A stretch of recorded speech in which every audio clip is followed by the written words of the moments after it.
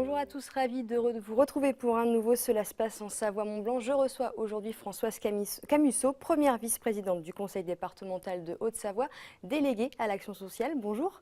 Bonjour. Merci d'être avec nous. Alors on va parler rentrée scolaire et ensuite du pôle médico-social qui vient d'ouvrir à Sénaux. On va donc commencer par la rentrée scolaire à l'occasion de leur premier jour d'école. En rentrée anticipée, les élèves du collège La Salle d'Annecy-le-Vieux ont reçu la visite de Christian Monteil, le président du département. Il a fait la traditionnelle distribution d'agenda. 11 000 en tout ont été distribués sur le département. Je vous propose de l'écouter au micro d'Olivia Boisson. Sur le département, nous avons le collège de Rumilly qui va sortir pour la rentrée prochaine. Et nous avons des projets également dans le secteur du Genevois et du bassin annemassien. Ce qui est important, c'est que le département ne faiblit pas pour accompagner des investissements, mais il est là également pour accompagner les enseignants sur les actions pédagogiques, d'éducation, à la citoyenneté, à l'environnement. On est très vigilant également à la sécurisation aux abords de nos collèges. Depuis un an et demi, on a quasiment la moitié des établissements qui sont concernés. C'est la surveillance des locaux, c'est l'amélioration et la protection des clôtures, c'est l'automatisation d'un certain nombre d'ouvertures, voilà, pour que nos enfants soient protégés au maximum sans faire non plus une fixation trop lourde sur ce sujet. Alors Françoise Camusso, on vient d'entendre Christian Monteil, va y avoir beaucoup d'investissements sur les collèges prochainement ici en Haute-Savoie. Oui, bien sûr, puisqu'il y a 3 collèges qui sont en préparation. Celui de Rumilly va ouvrir rapidement. Et c'est un très très beau collège avec une somme considérable, pratiquement 20 millions d'euros pour cette construction. Et puis, comme l'a dit le président, un sur la vallée de l'Arve et un sur le secteur d'Annemasse.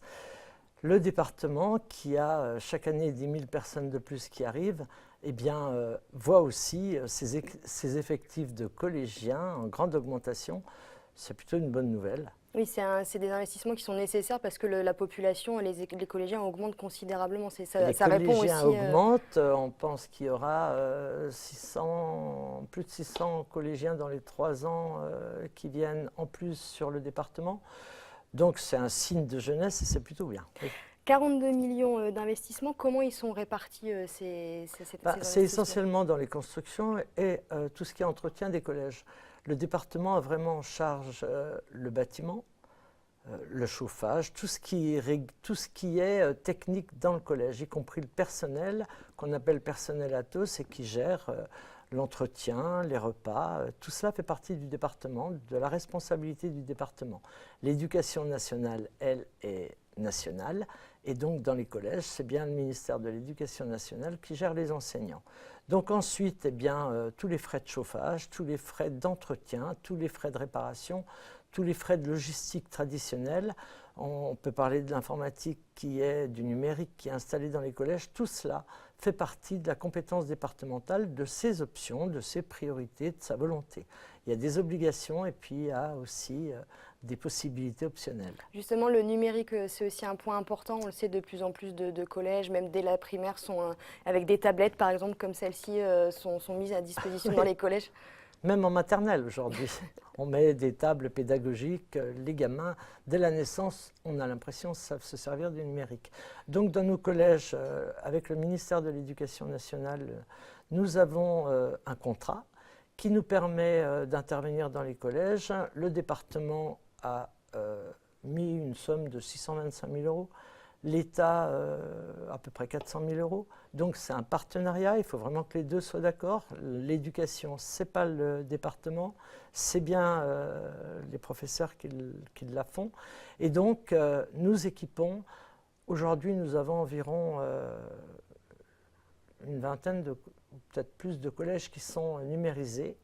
Et nous envisageons chaque année de numériser les collèges pour continuer, pour que nos 48 collèges soient équipés. Vous vous occupez aussi bien des collèges publics que privés? Oui, alors on a 48 collèges publics et on en a 22 privés. Bon, alors du coup, voilà, on rappelle les chiffres, 42 millions d'investissements, 2 nouveaux collèges construits dans les 5 prochaines années, Valérie et Vétramontou, ça va faire Terminé, Voilà, Rumilly. à terminer, donc dès la rentrée prochaine, Voilà. tous les élèves pourront découvrir leur nouveau collège, d'ailleurs qui est fait qui est uniquement quasiment avec des entreprises du département. Local, oui. Local, donc voilà, ça va faire du boulot au niveau de l'éducation. Absolument. Et c'est une bonne chose parce que ça ne s'arrêtera pas là. Alors, on va parler du pôle du côté social, puisque vous êtes délégué notamment aussi à l'action sociale. L'inauguration du pôle médico-social a eu lieu il y a quelques jours, un investissement de 2,27 millions d'euros pour le département. Le but, mieux répondre aux besoins des usagers et offrir de meilleures conditions de travail. Un bâtiment à énergie positive de 195 mètres carrés. 16 agents permanents seront amenés à répondre aux besoins de la population. Je vous propose d'écouter Christian Monteil, président du département de Haute-Savoie. Ce sont 2,5 millions d'euros qui ont été investis ici, à Sénaux, pour la construction de ce pôle médico-social. On va retrouver tous les travailleurs sociaux qui s'occupent d'enfance, de gérontologie, de handicap, d'insertion.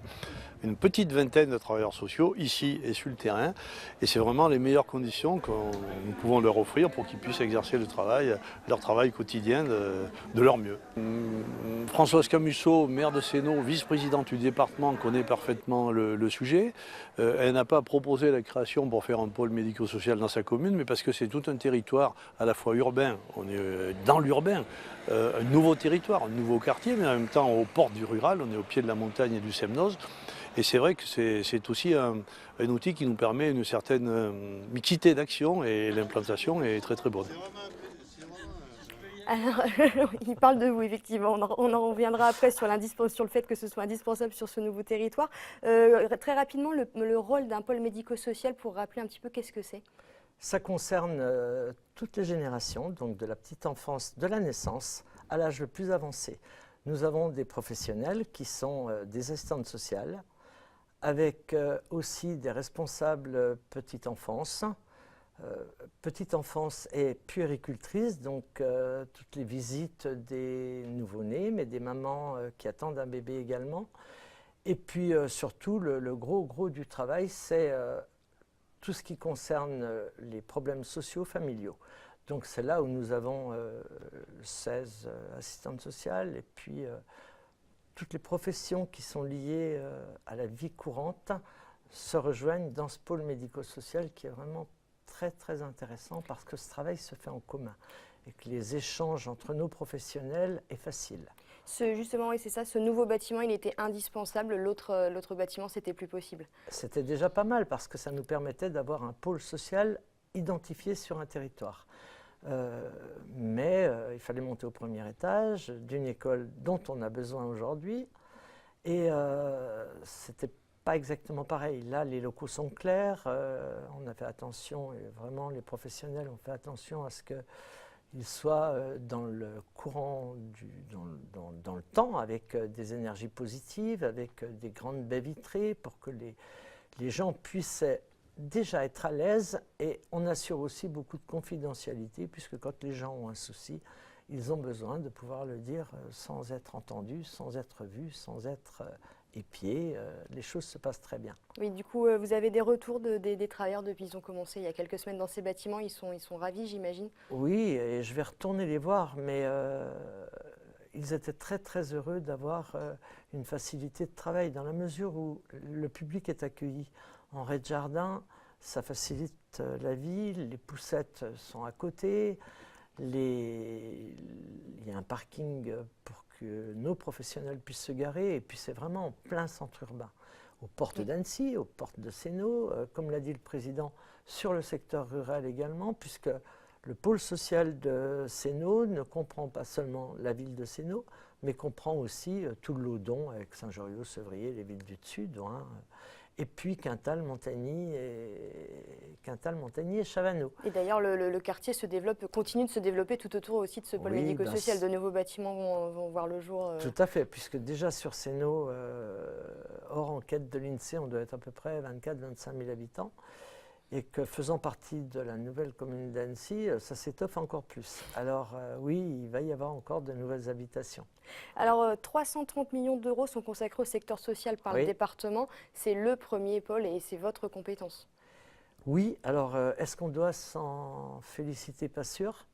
C'est sûr qu'il y a des gens dans la souffrance aujourd'hui et que le département intervient tous azimuts en matière de logement, en matière de RSA, en matière d'aide familiale, en matière de petite enfance.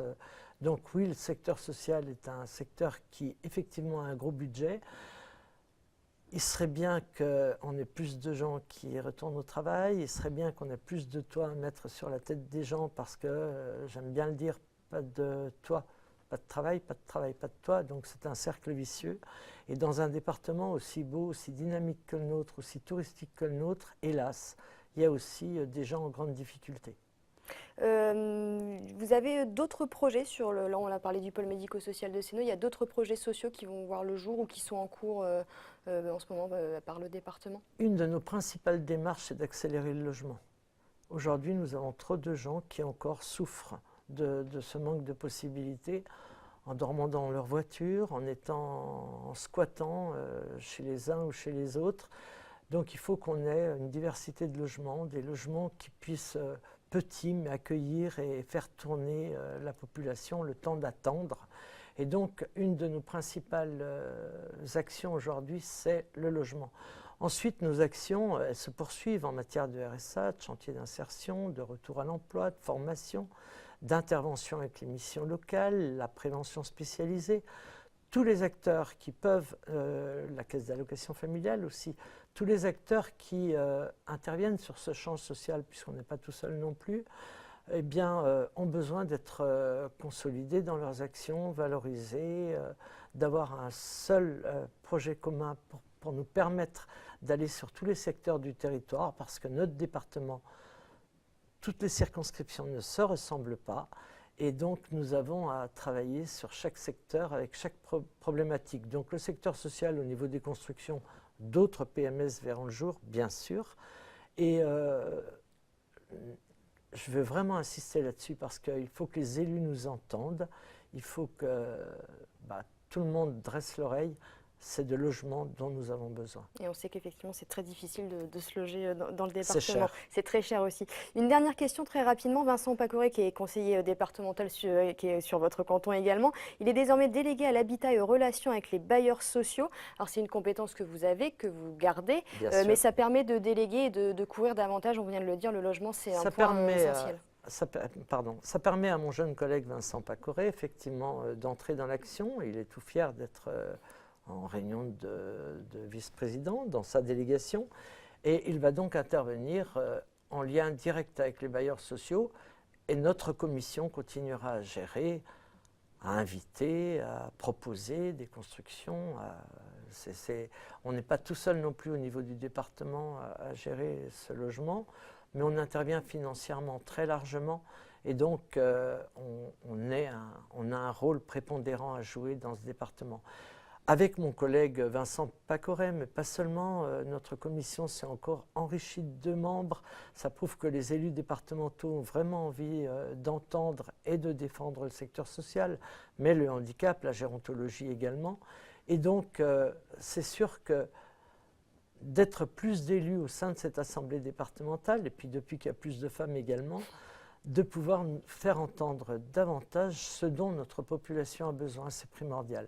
Merci beaucoup Françoise Camusso d'être venue sur ce plateau. Merci à vous. C'est la fin de cette émission, on se retrouve le mois prochain pour l'actualiser cette fois-ci de la Savoie. Passez une très belle soirée et à bientôt sur 8 Mont Blanc.